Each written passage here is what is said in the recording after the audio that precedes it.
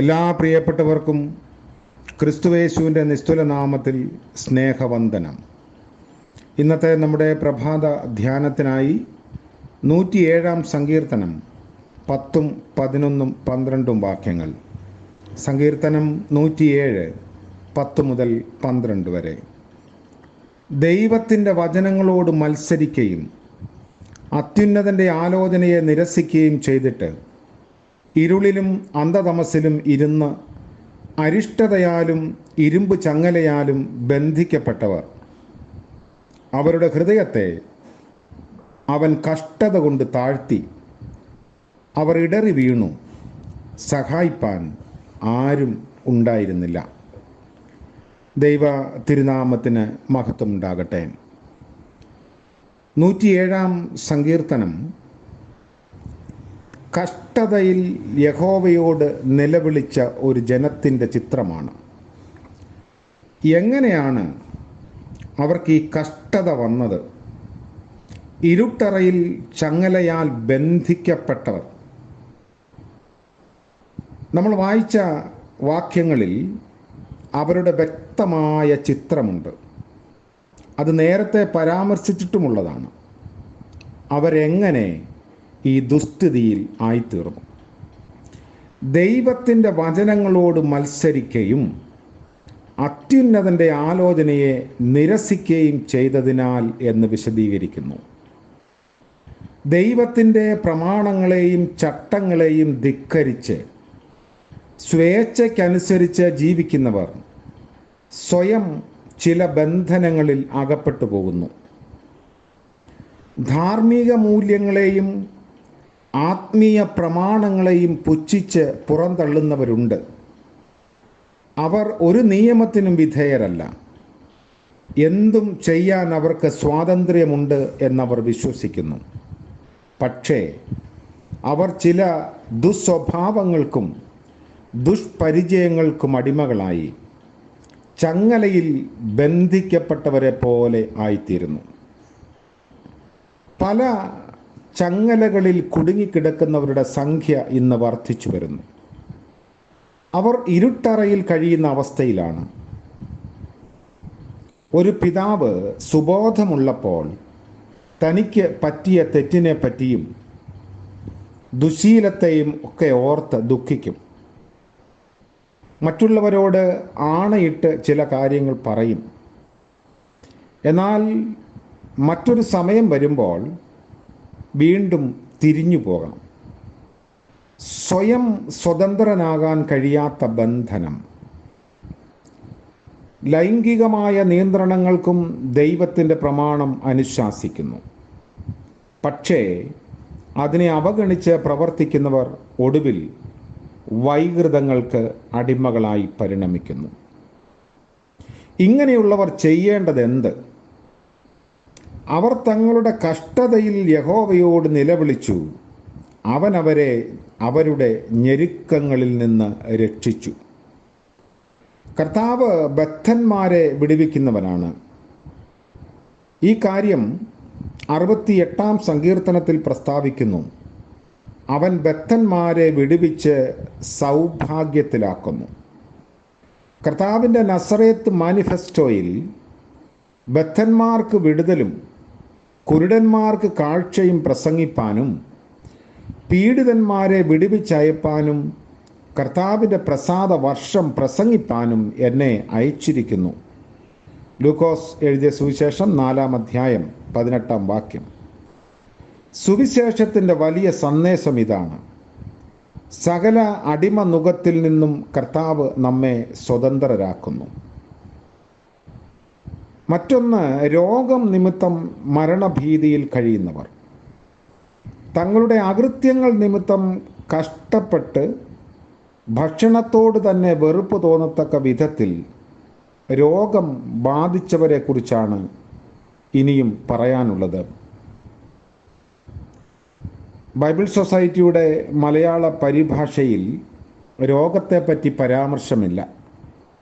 എന്നാൽ കത്തോലിക്ക പരിഭാഷയിൽ പാപകരമായ മാർഗങ്ങൾ പിന്തുടർന്ന് ചിലർ രോഗികളായി തീർന്നു എന്ന് കാണുന്നു. പാപവും രോഗവും തമ്മിലുള്ള ബന്ധത്തെ ഇവിടെ വെളിപ്പെടുത്തുന്നു. കർത്താവ് തളർവാദ രോഗിയെ സുഖപ്പെടുത്തുമ്പോൾ ആ രോഗിയോട് പറഞ്ഞത്, നിന്റെ പാപം മോചിച്ചു തന്നിരിക്കുന്നു, നിന്റെ കിടക്ക എടുത്ത് നടക്കുക എന്നാണ്. മറ്റൊരാളെ സുഖപ്പെടുത്തിയപ്പോൾ നിനക്ക് സൗഖ്യമായല്ലോ, അധികം തിന്മയായത് ഭവിക്കാതിരിപ്പാൻ ഇനി പാപം ചെയ്യരുത് എന്ന് പറഞ്ഞു. അപ്പോൾ പല ശാരീരിക രോഗങ്ങളുടെയും പിൻപിൽ ചില മാനസിക പ്രശ്നങ്ങളോ ആത്മീക കാരണങ്ങളോ ആയിരിക്കാം. രോഗശാന്തി ശുശ്രൂഷയിൽ ഏറെ വ്യാപൃതനായിരുന്ന ബിഷപ്പ് പെക്കൻഹാം വാൽഷ് പറയുന്നത്, ശാരീരിക രോഗങ്ങളുമായി വരുന്നവരിൽ ഏതാണ്ട് നല്ല ഒരു ശതമാനത്തിൻ്റെയും രോഗകാരണങ്ങൾ മാനസികമോ ആത്മീകമോ ആയ പ്രശ്നമായിരിക്കുമെന്നാണ്.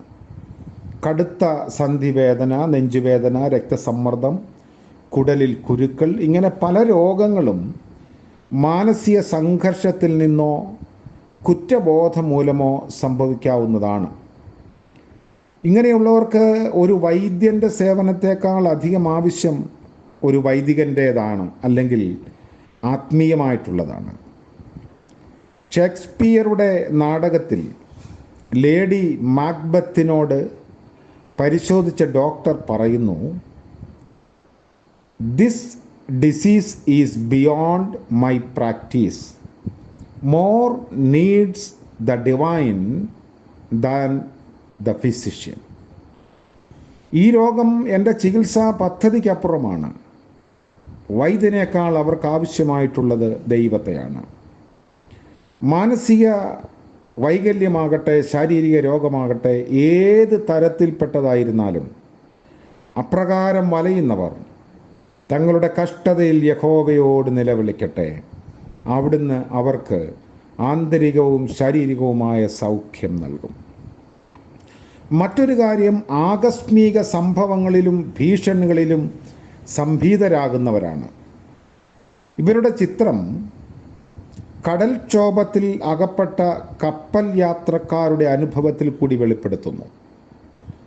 പ്രശാന്തമായ സമുദ്രം, കപ്പൽ യാത്ര അപ്പോൾ സുഖപ്രദവും ആനന്ദദായകവുമായിരിക്കും. ശീതളമായ മന്ദമാരുതൻ, പൂനിലാവും താരാപഥങ്ങളും കണ്ണിനും കരളിനും കുളിർമയേകുന്ന അവസ്ഥ. എന്നാൽ പെട്ടെന്ന് തികച്ചും അപ്രതീക്ഷിതമായി കാറ്റും കടൽക്ഷോഭവും ഉയർന്നു. കപ്പൽ ഇളകി മറിയുവാൻ തുടങ്ങി. കപ്പൽ യാത്രക്കാർ പരിഭ്രാന്തരായി. അവർ ഉന്മത്തരെ പോലെ തുള്ളിച്ചാടാൻ തുടങ്ങി. അവരുടെ പ്രാണൻ കഷ്ടത്താൽ ഉരുകിപ്പോയി. ജീവിതത്തിൽ സംഭവിക്കുന്ന ആകസ്മിക സംഭവങ്ങളെയും പ്രതികൂലങ്ങളെയും ഇത് സൂചിപ്പിക്കുന്നു. എല്ലാം വിജയകരമാകും, സുഗമമായും മുന്നേറും എന്ന് തോന്നുന്ന ഘട്ടത്തിലായിരിക്കും ചില വെള്ളിടികൾ അഭിമുഖീകരിക്കേണ്ടി വരുന്നത്. സങ്കീർത്തനക്കാരൻ ഓർമ്മിപ്പിക്കുന്നു, കഷ്ടതയിൽ യഹോവയോട് നിലവിളിക്കുക എന്നതാണ് ഇതിൻ്റെ റെമഡി. നമ്മൾ നേരിടേണ്ടി വരുന്ന 4 തരത്തിലുള്ള പ്രതിസന്ധികളെ പറ്റിയാണ് ഈ വേദഭാഗത്ത് അല്ലെങ്കിൽ ഈ സങ്കീർത്തനത്തിൽ ഉടനീളം കാണുന്നത്. അവിടെയെല്ലാം പ്രതികരണം ഒരേ വിധത്തിലായിരുന്നു. നിറഞ്ഞ പ്രതീക്ഷയോടെ ദൈവത്തെ വിളിച്ചപേക്ഷിക്കുക. അപ്പോൾ ഉദ്ധാരണം കടന്നെത്തുന്നു. വിശ്വസ്തനായ ദൈവം നമ്മോട് ചോദിക്കുന്നു, രക്ഷിപ്പാൻ കഴിയാതെ വണ്ണം എൻ്റെ കൈ വാസ്തവമായി കുറുകിയിരിക്കുന്നുവോ? അല്ല, വിടുവിപ്പാൻ എനിക്ക് ശക്തിയില്ലയോ? യെശയ്യാപ്രവാചകന്റെ പുസ്തകം 50-ാം അധ്യായം. നമ്മുടെ അവസ്ഥയും സാഹചര്യവും എത്ര ആശയറ്റതായാലും പ്രത്യാശയോടെ നാം ദൈവത്തെ നോക്കി വിളിക്കുമെങ്കിൽ രക്ഷയും വിടുതലും സുനിശ്ചിതമാണ്. അങ്ങനെ വിടുതൽ പ്രാപിക്കുന്ന മനുഷ്യൻ്റെ പ്രതികരണം കൂടി നമ്മൾ ശ്രദ്ധിക്കേണ്ടതുണ്ട്. സങ്കീർത്തനക്കാരൻ്റെ മറ്റൊരു പല്ലവിയായി അതും 4 പ്രാവശ്യം ആവർത്തിക്കപ്പെട്ടിരിക്കുന്നു. അവർ യഹോവയെ അവൻ്റെ നന്മയെ ചൊല്ലിയും മനുഷ്യപുത്രന്മാരിൽ ചെയ്ത അത്ഭുതങ്ങളെ ചൊല്ലിയും സ്തുതിക്കട്ടെ. ദൈവത്തെ സ്തുതിക്കുവാനും അവൻ്റെ നാമത്തെ പുകഴ്ത്തുവാനും അവൻ്റെ മഹത്വത്തെ പ്രകീർത്തിക്കുവാനും കഴിയണം. അതുകൊണ്ട് സങ്കീർത്തനക്കാരൻ പറയുന്നത് പോലെ നമുക്കും നമ്മുടെ അനുഭവത്തിൽ നിന്ന് ഏറ്റുപറയാം, എൻ മനമേ യഹോവയെ വാഴ്ത്തുക, എൻ്റെ സർവ്വ അന്തരംഗവുമേ അവൻ്റെ വിശുദ്ധ നാമത്തെ വാഴ്ത്തുക, അവൻ്റെ ഉപകാരങ്ങളൊന്നും മറക്കരുത്. കർത്താവ് നമ്മളെ അനുഗ്രഹിക്കട്ടെ. പ്രാർത്ഥിക്കാം. കരുണാനിധിയായ വാഴ്ത്തപ്പെട്ട ദൈവമേ, സ്വർഗീയ പിതാവേ, മനോഹരമായ മറ്റൊരു പ്രഭാതം കൂടെ ഞങ്ങളുടെ ആയുസ്സിനോട് കൂട്ടിച്ചേർത്തതിനായി നന്ദിയോടെ സ്തോത്രം. പുതിയ ദിനത്തിലേക്ക് പ്രവേശിക്കുമ്പോൾ ധൈര്യത്തോടും പ്രതിജ്ഞാബദ്ധതയോടും ജീവിതത്തെ നേരിടുവാനുള്ള കൃപ നൽകണമേ. ഇന്ന് പ്രഭാതം മുതൽ ഞങ്ങളുടെ ജീവിതത്തിൻ്റെ ഓരോ ഇടങ്ങളിലും, ആവശ്യങ്ങളിലും, യാത്രാവേളകളിലും, കണ്ടുമുട്ടലുകളിലും അവിടുത്തെ കൃപയും സാന്നിധ്യവും പകരണമേ. കഷ്ടതകളെ അതിജീവിപ്പാനുള്ള കൃപ നൽകണമേ. യഹോവയെ നോക്കി വിളിച്ചപേക്ഷിപ്പാനുള്ള ആത്മീയ പ്രബുദ്ധത നൽകണമേ. വ്യത്യസ്തമായ ആവശ്യങ്ങളോടും ഭാരങ്ങളോടും ഈ പ്രഭാതത്തിൽ അങ്ങയുടെ സന്നിധിയിൽ നിലവിളിക്കുന്ന ഏവരോടും കരുണ കാണിക്കണമേ. ഇന്ന് ജന്മദിനം ആഘോഷിക്കുന്ന പ്രിയപ്പെട്ടവർക്ക് വേണ്ടിയും വിവാഹ വാർഷികം ആഘോഷിക്കുന്നവർക്ക് വേണ്ടിയും പ്രാർത്ഥിക്കുന്നു. അവിടുത്തെ കരുതലിൽ, കരുണയിൽ പുതിയ ദിനങ്ങളിലേക്ക് പ്രവേശിപ്പാനും ദൈവാശ്രയബോധത്തിൽ ജീവിപ്പാനും എല്ലാവരെയും സഹായിക്കണമേ. യേശു മശിഹ മൂലം പ്രാർത്ഥിക്കുന്നു. കൃപയോടെ കേൾക്കുമാറാകണമേ. ആമേൻ. ത്രിയേക ദൈവത്തിൻ്റെ അനുഗ്രഹവും കാവലും നാം എല്ലാവരോടും കൂടെ ഇന്നും എന്നേക്കും ഉണ്ടായിരിക്കുമാറാകട്ടെ. ആമേൻ.